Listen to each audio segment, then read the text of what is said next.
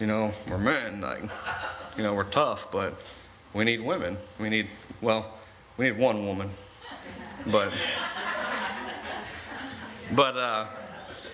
yeah. But we're going to take a look this morning at chapter 31, the virtuous woman. The key verse this morning is 31:10. It says, "Who can find a virtuous woman? For her price is far above rubies."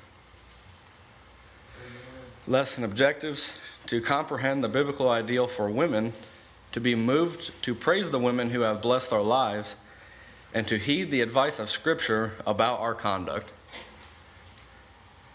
And so we're going to see first thing this morning advice from a godly mother, and it starts with a caution about women in verses 1 through 3. And so he says there, the words of King Lemuel, the prophecy that his mother taught him. "What, my son, and what the son of my womb, and what the son of my vows? Give not thy strength unto women, nor thy ways to that which destroyeth kings."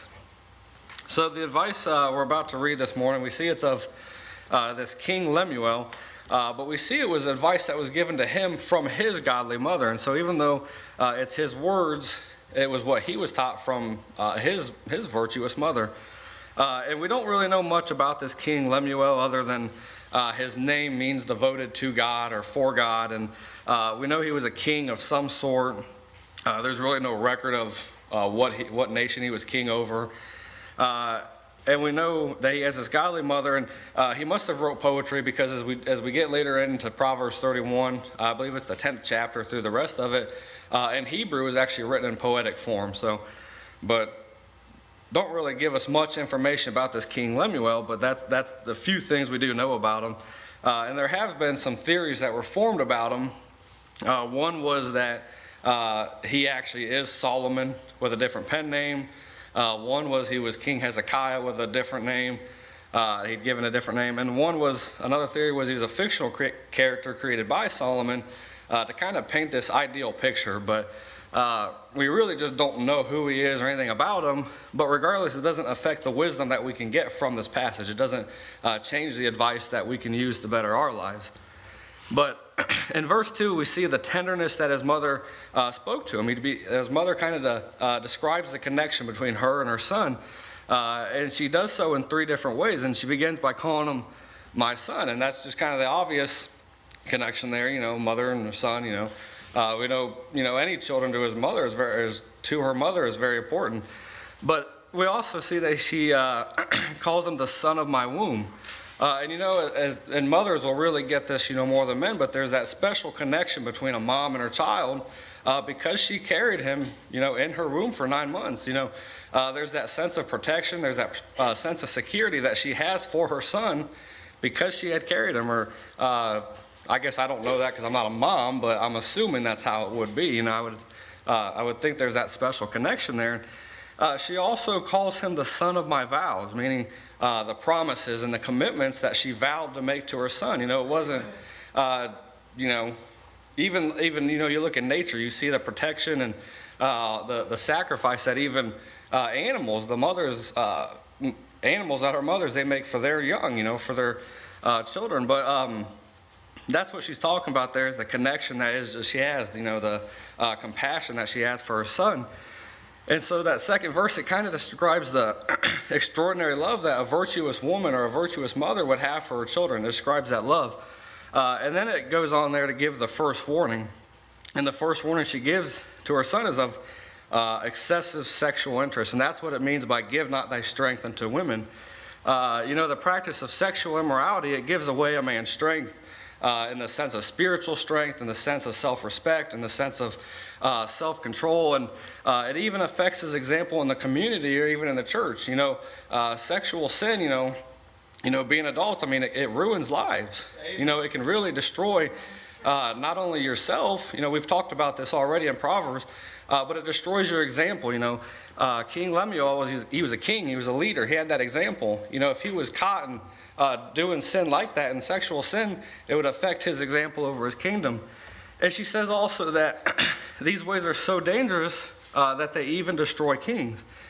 She says there that nor thy ways to that which destroyeth kings. And what she's saying there is it's saying that these sexual interests or sexual sin, sexual immorality, it destroys even the greatest, even the kings, even the leaders, even those that you would think would not fall to something like that can fall to that. Look at the politicians that have been caught up in that. Yeah, for sure, absolutely. Yeah.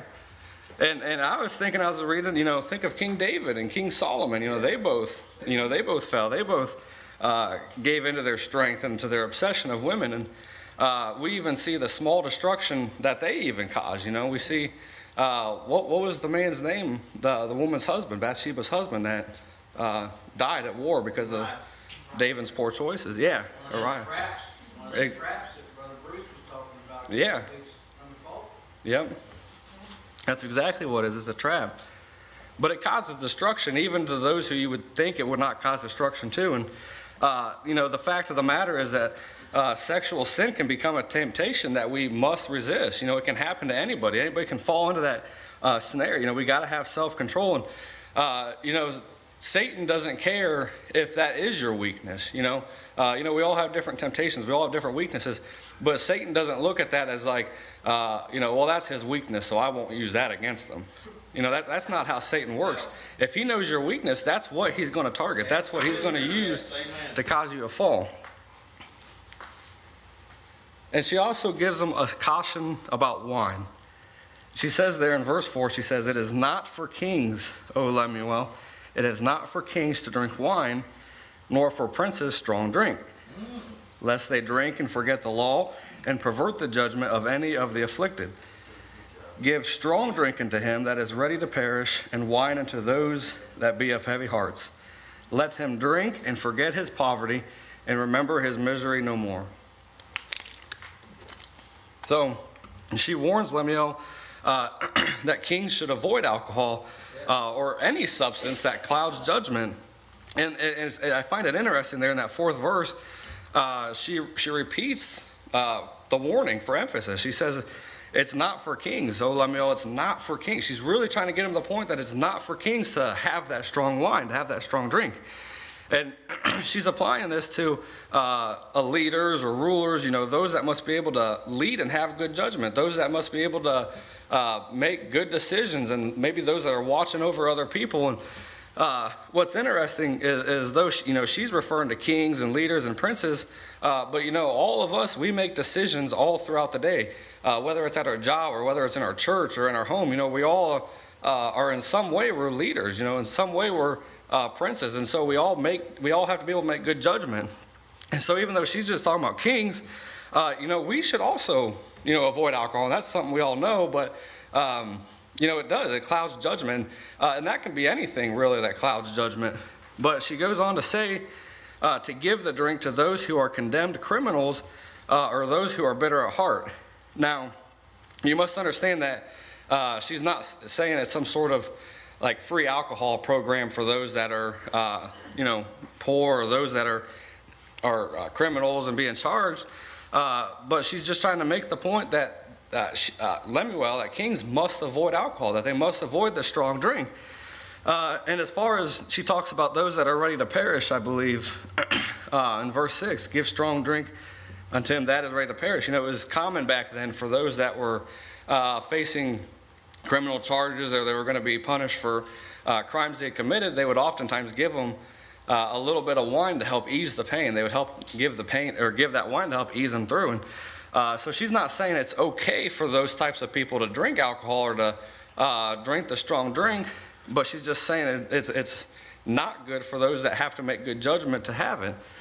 But even if you search in Scripture, you find that outside of Jewish ceremonial uses and medicinal practices, wine is strongly condemned. I actually had a conversation there, I think on Thursday, with a guy at work, and of course it's the old, Jesus drank wine conversation. That's the thing we always hear. You try to talk to people about that. You try to give them knowledge and facts, and it just never works. But yeah, nowhere outside of using it in medicine or ceremonial purposes was drinking strong wine accepted. Nowhere was that approved of. Amen. Go go right on to what you're saying here. As you read through all this stuff and explaining it, I see the relationship between drinking alcohol and taking drugs also.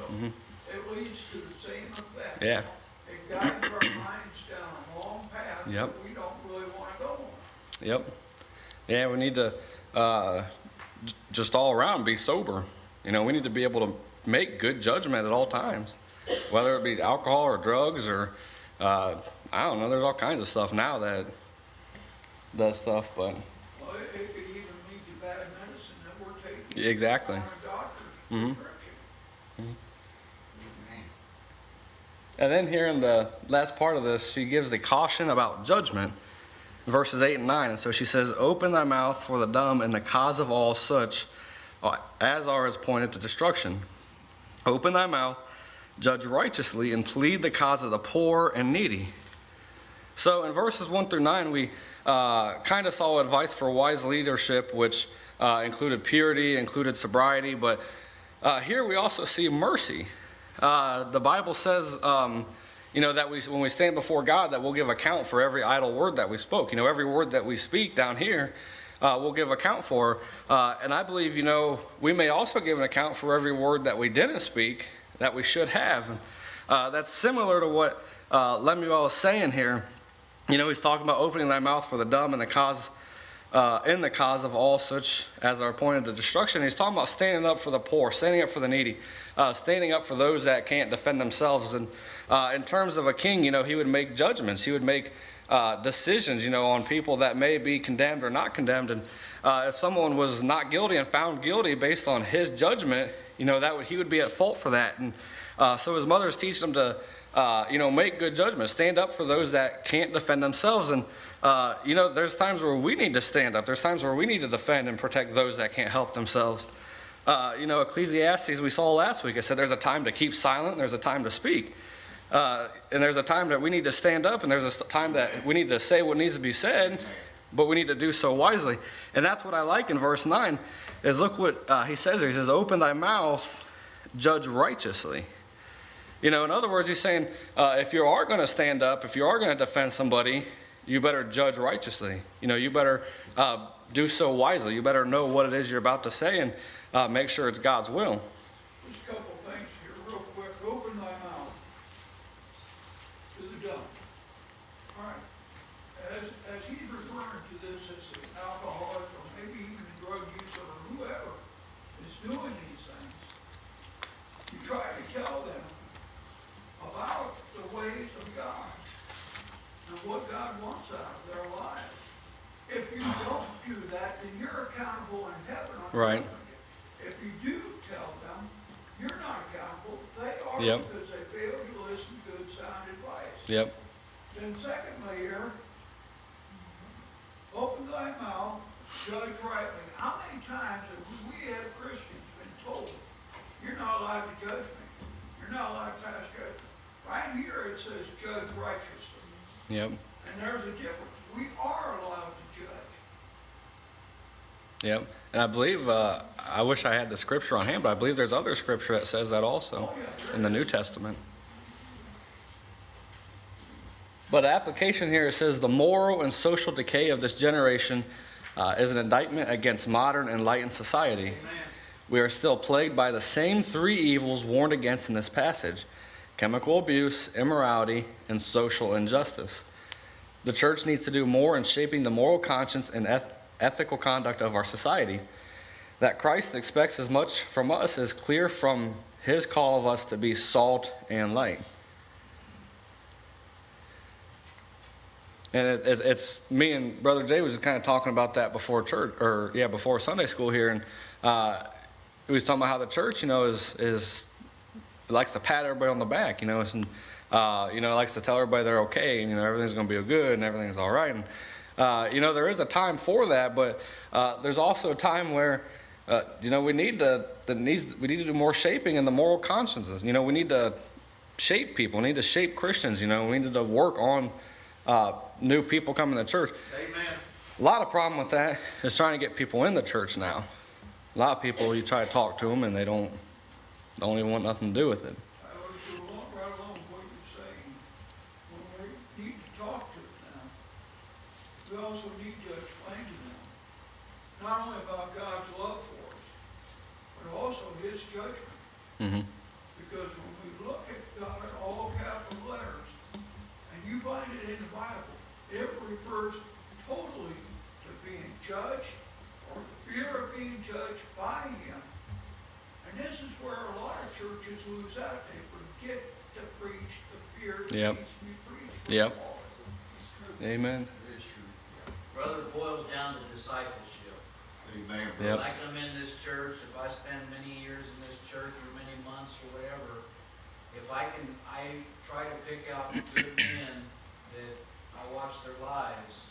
If they live their lives in front of a young Christian, or if I would pick Mr. Rush, I've seen him live his life since Mansfield Correctional Institution. He was a good man there.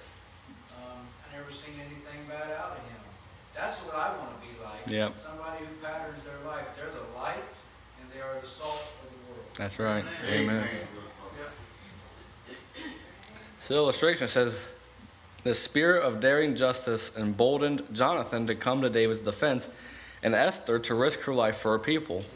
A careless disregard for justice marked the sharp contrast between the godless reign of Jehoiakim and that of his righteous father Josiah. The reckless unconcern of Jehoiakim gave birth to God's wrath against his kingdom and sent the callous king to an infamous grave. Job's attributes are partially summed up by the fact that he was eyes to the blind and feet to the lame.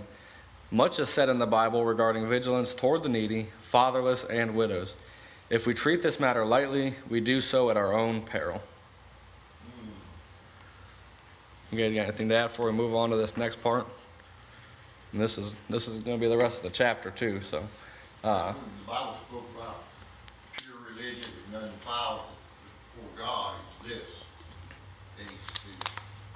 They made a statement, there's the wilderness, the earth fleet. I mean, that's pure religion. And we've been talking about the churches, and a lot of the more liberal churches today, they accept alcohol and they accept a lot of things because they want numbers, they want money, yep, and they're not holding up to the true doctrine of Christian living. yeah, That's right. Amen. yep. But this last part here, we finally see the portrait of a virtuous woman. And it starts here, and this is kind of really where it gives advice to being this virtuous woman, or what a virtuous woman looks like. And the first thing it shows us is that she is trustworthy. So starting in verse 10, it says, "Who can find a virtuous woman? For her price is far above rubies. The heart of her husband doth safely trust in her, so that he shall have no need of spoil. She will do him good and not evil all the days of her life."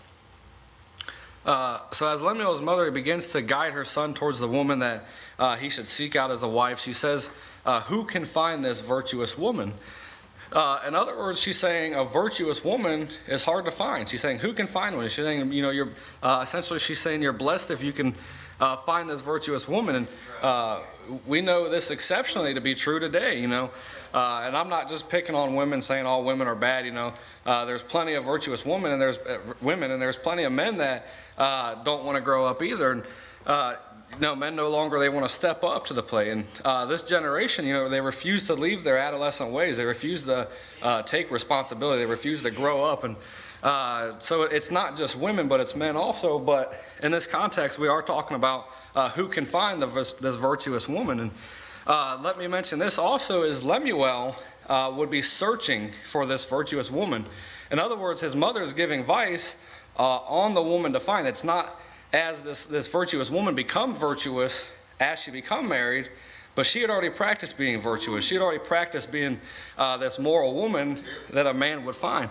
It starts before marriage. It starts being single that you form yourself into who you want to be for your marriage. That's good. One thing I told single people, and I know I don't have a ton of experience, I'm not old or anything, I don't have a bunch of, wisdom from age and experience, but I've always thought you should worry less about who God would send you, and be more worried about being the person that God would send somebody to.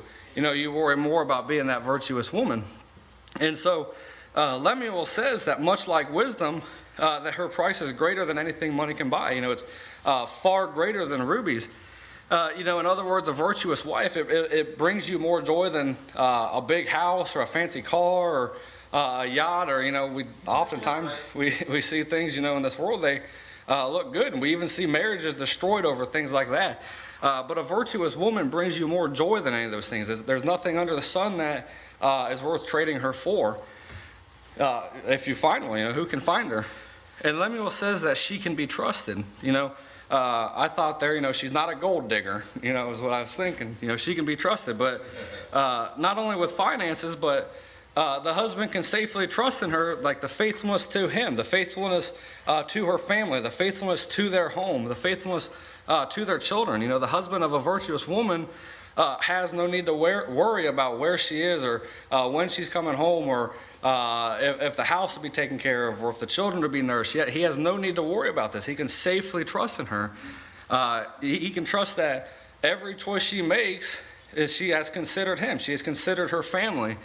And when there is trust such as that, there's no need to have spoil or gain. That's what he's talking about there in that 12th verse, or 11th verse. There's one more thing that's got to go with this, and we don't see it here, is that as men, we need to have integrity about us all the time.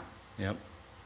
And when you got integrity about yourself, and you're with a virtuous woman, it works tremendously. Yep. It's a two-way road. Yeah, because then you got trust and faith in each other growing. And that's the same thing we got with God. As we come to him, we get trust and faith in him as we go on through our Christian life more and more and more every day. Yep. And I was kind of hoping my wife was going to be up here. I was going to try and get some brownie points, but there's no better contentment, at least I found in my life, than coming home to a wife who I know, takes into regard every decision she makes is based off of how is it going to affect me, how is it going to affect our home. There's no greater joy than that. Amen. But Thank you, Lord. We'll tell her you said. yeah, so somebody tell her I said that, so I can get a frappe after church or something. But there's no need to worry when you can safely trust in that virtuous wife and a virtuous woman. Amen, brother. And also she says she is industrious in verses 13 through 19. So it says, she seeketh wool and flax and worketh willingly with her hands. She is like the merchant's ship. She bringeth her food from afar. She riseth also while it is yet night, and giveth meat to her household and a portion to her maidens. She considereth the field and buyeth it. With the fruit of her hands she planteth a vineyard. She girdeth her loins with strength, and strength in her arms. She perceiveth that her merchandise is good. Her candle goeth not out by night. She layeth her hands to the spindle, and her lands hold the staff.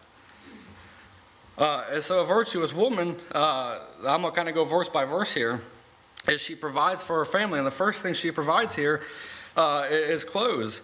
The wool and the flax, the wool is what would be used back then for clothes or clothing in the winter. And the flax would often be used for clothes in the summer. And it says that she would seek these out, and she would work them with her hands to provide for her family. She would make sure her family was clothed. She seeketh it, and she worketh it willingly with her hands. And that's what really sets that apart there is that 13th verse. It says she worketh willingly with her hands.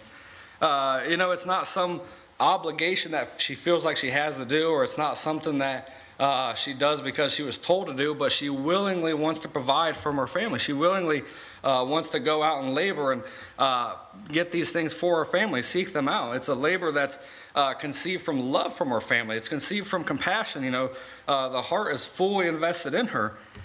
And then he gives a simile comparing her to a merchant ship as she brings food from afar. And again, in terms of providing, she bringeth food, and just as, I like this a lot, just as a merchant ship, it was regular and consistent. It was always, you could always guarantee that ship was going to be at the harbor, and it was going to be bringing things in. And just like that ship, you could always trust in that virtuous woman, that virtuous wife, that she would always be consistent to bring food in. It was never a worry. I mean, they could, like I said, the husband could always safely trust that she would consistently and regularly bring the food in, that she was sure to make sure her family would never go without. it wouldn't matter how far the travel or how great the danger or whatever, she would guarantee her family would be provided for. And it even meant also getting out of bed before the sun was up. He goes on to say, she riseth also while it is yet night, and giveth meat to her household and a portion to her maidens. She knew what was needed of her. The virtuous woman knows what's needed. She knows what needs to be done. And she's willing to sacrifice and go out, rise up early and go out and seek the food, seek the meat for her family. And I like this also because it says also a portion to her handmaidens. Not only was her kids, not only was her spouse put before herself, but even her handmaidens that were in the house. Back then they had handmaidens, or they had what were they called, maid servants, they would live there. And so even those that weren't technically of her family, she would put them before herself. She was always putting herself last. And it says the virtuous woman is always looking ahead and making wise investments. It says she considereth the field and buyeth it, and with the fruit of her hands she planteth the vineyard. Rather than maybe a spa day with her friends or going out or something like that, she findeth a field, and with that field she planteth a vineyard. With that vineyard she works in it, and she brings fruits of her labor out from it. She labors to give her household a better life and to better themselves. And again, you could almost follow the idea that she's putting herself last, that she's putting others first. She could have, we take that, we can look at it. If she has, she can buy a field, there's probably many other things she could buy, but she was always looking at what she could do to better her family, what she could do to provide for them.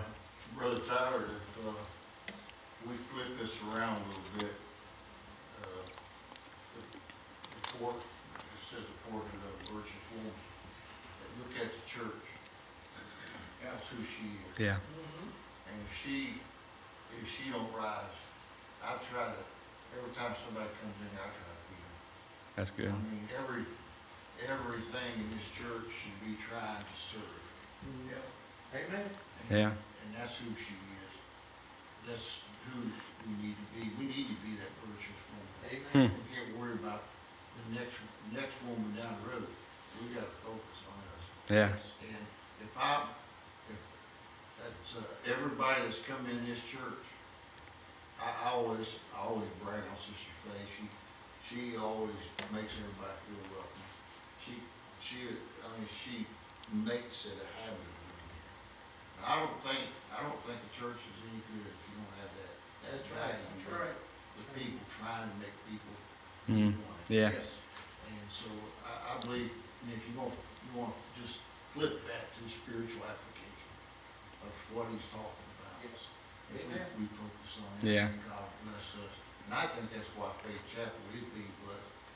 It's because she is a virtuous woman. As I was studying, I never saw that application of it, but you could take that Oh, yeah. you can take that whole chapter and look at it a whole different way.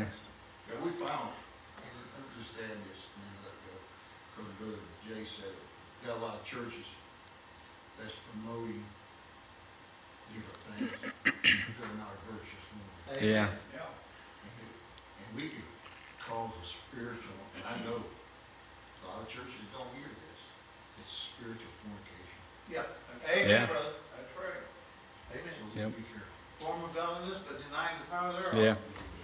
Well, that's good. I just wanted to touch just real quick, the church is referred to as the bride of Christ. Amen, brother. We are, the church is the virtuous woman, Yeah. basically, and we need to be doing what we're called to do and just. Amen. Yes. Yeah. Thank you, Lord. Yes. Amen. Praise the Lord. We'll praise your Yeah. name. Willingly. Yeah, thank you, Lord. That's good stuff. Go right along with that, if the church is the virtuous woman to Christ, as Christ, Mhm. we belong to Christ, He's our king, right? he's our king. Then we should be following after him, not listen to other people Yeah. that do not know what a church is supposed to be. Right. Like a lot of churches right now are closed because they don't know what's in this book. Yep. They don't have the faith, they don't have the trust, and they don't have God on their side. Yep. If you want God on your side, you've got to trust and have faith in him. Yep. And that's the way a church has to be. Yep. And it's like you said, the virtuous woman, just from reading down through here, she knew what needed to be done. She willingly did so. Do we as a church, do we know what needs to be done, and are we doing it? There you go. Amen, brother. But he goes on talking about she girdeth her loins with strength and strengthen her arms. And to gird the loins means to look or to tuck loose clothing, around the waist, so it doesn't interfere with movement, and it's kind of symbolic for, preparing to do hard work. It's preparing to get ready. It'd be as our saying today, similar to, time to put your big boy pants on, time to get to work, time to do what needs to be done. A virtuous woman, she's ready for whatever may come her way. She's not afraid to get her hands dirty. She's not afraid to do whatever it needs to be done to get the job complete. And it also means she's prepared to take on whatever. She keeps her mind sharp. She keeps her mind sober. She keeps herself vigilant. Likewise to her physical strength. She does whatever she needs to do to keep herself ready to provide for her family. In that 18th verse, it's symbolic for that not only is she prepared physically and mentally, but her household is prepared. She perceiveth that her merchandise is good. Her candle goeth not out by night.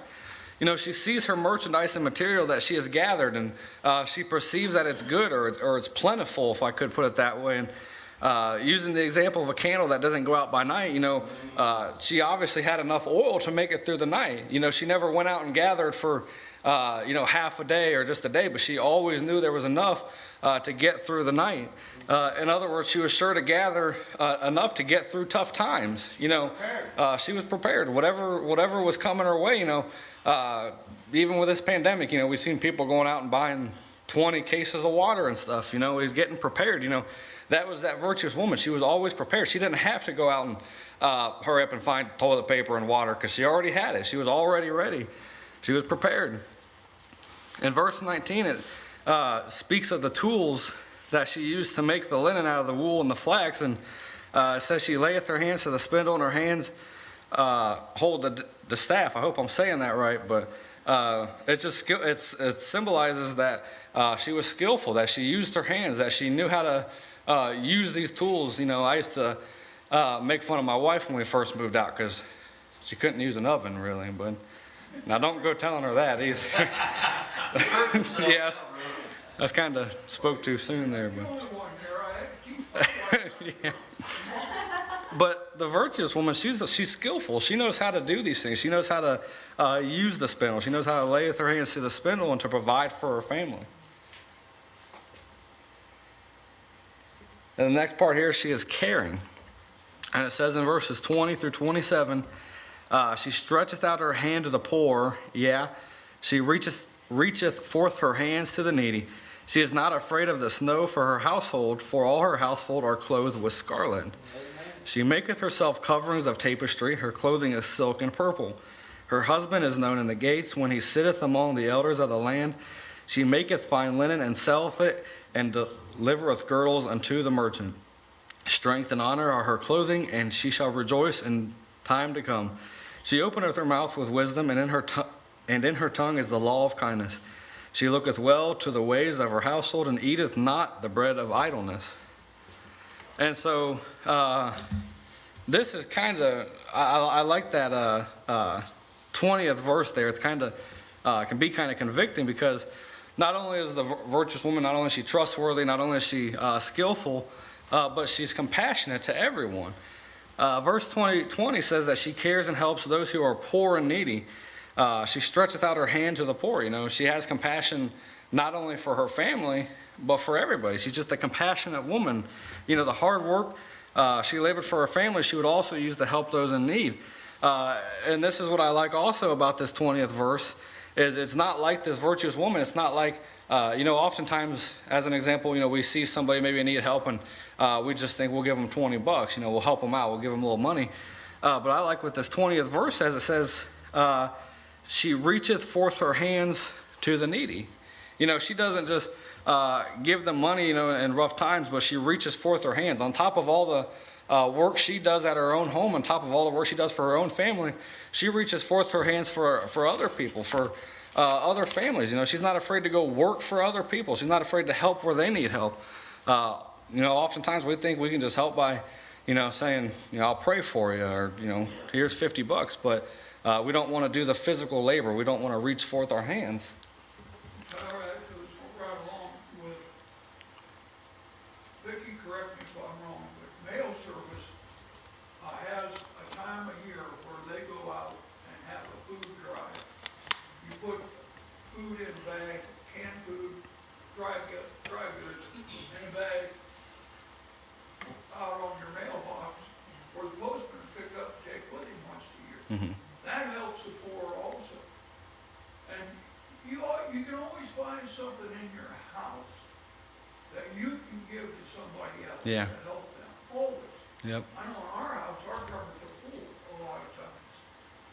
There's times where it's not so full. Need to be restocked. But that doesn't make the excuse that we cannot help somebody else. Yep. And that's where we find real wealth sometimes. Yeah. But verse 21, it kind of refers back to the preparedness of her family is when the snow comes. It says they are clothed. She's not afraid of the snow for her house, for all her household are clothed with scarlet. And it's kind of a simple verse there, is just saying that she's ready. Her family's clothed. She doesn't have to worry. But I like what it says when it says they are clothed with scarlet, because what that means is they are clothed with the best. Her family, the virtuous woman, her family just wasn't. She would never settle for just enough. This will do. But she wanted to make sure her family was clothed with scarlet. She wanted to make sure they had the best. And she was willing to do so. We've seen already she's willing to labor to make sure they get what they need. But she provided them the best. In verse 22. Before you go on, there's one thing about being covered in scarlet. When we go to our altar and give ourselves to the Lord and ask Him to come into our heart, Yeah. His shed blood covers our sins. Amen.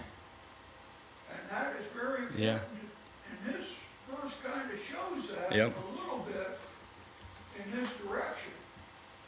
Because it all comes down to us following after Christ. And if we're following Christ at the altar, and His shed blood is covering our sins, that scarlet's with us Yep. all the time. And there's nothing better than that scarlet. Nothing else will do.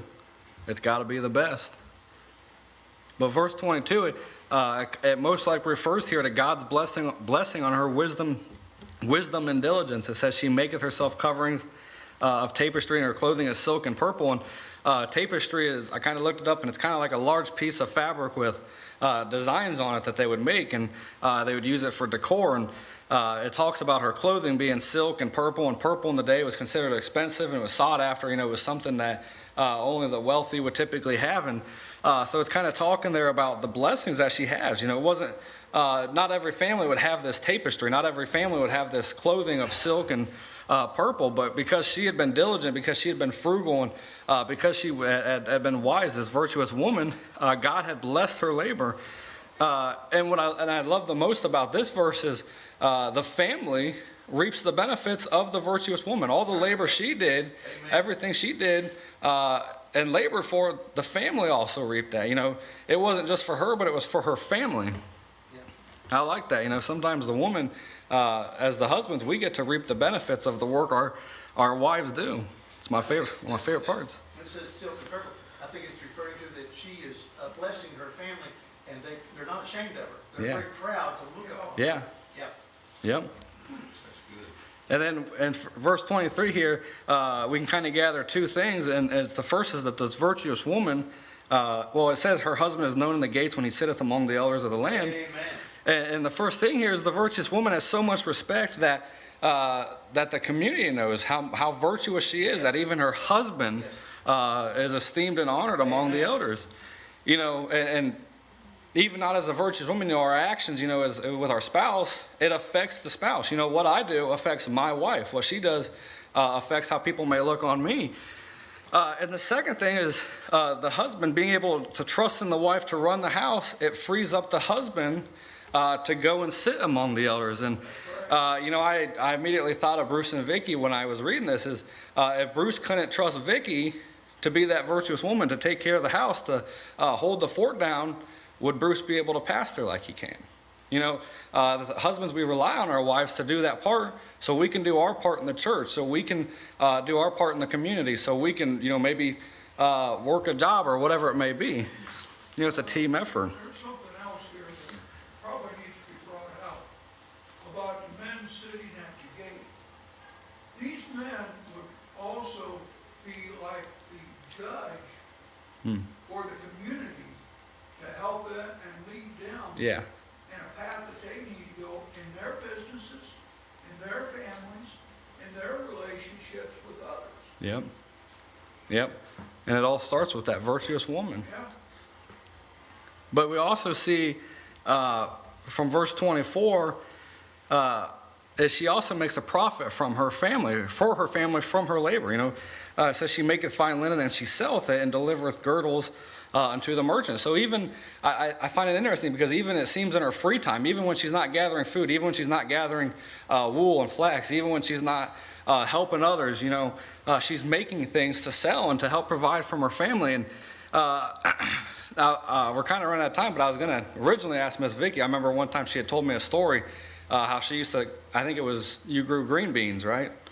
And you would go out and you would sell them by the road. I mean, even among all the other things she did, you know, raising, I don't know if you had all 4 children at that time, but even, 4 children, doing all that, she still found time to grow this garden and sell those green beans and to sell to the merchants. I mean, it's just amazing how she did that, really, because, well, yeah. But, you know, rest is a necessity, but, you know, a virtuous woman is not lazy and unfruitful. You know we need rest, but a virtuous woman is never lazy. And then I love this 25th verse. It says, strength and honor are her clothing, and she shall rejoice in time to come. You know, the virtuous woman is not concerned of her outward attire, but her inner character.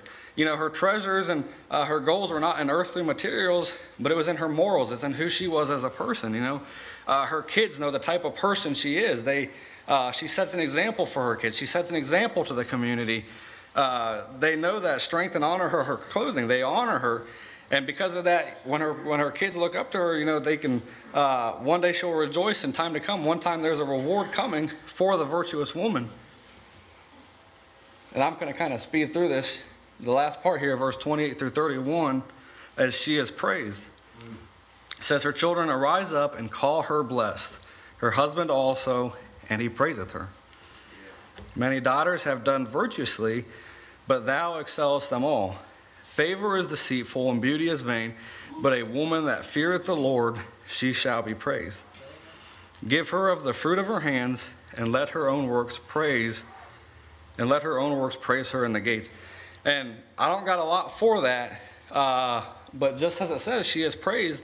You know, a virtuous woman, kind of bringing up what I was talking about in the beginning is, you know, husbands, if we have that virtuous woman, they need to be praised. They need to be honored. You know, sometimes we can lack in giving, you know, our wife what they need or giving the praise she's worthy of. You know, sometimes we lack giving her what she deserves because she has been this virtuous woman, because she has provided for the family, because she's sacrificed, you know, and not even the family, but others also.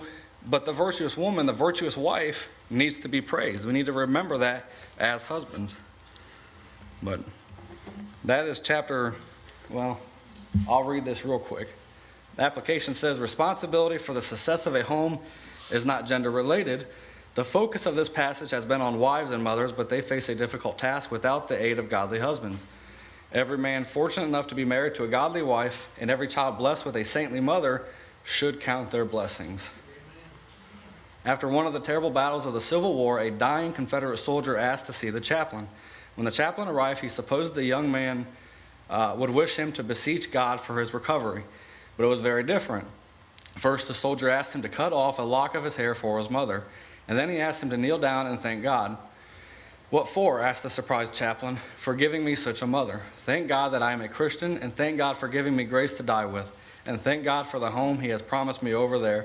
And so the chaplain knelt down by the dying man, and in his prayer, he had not a single petition to offer, but only praise and gratitude.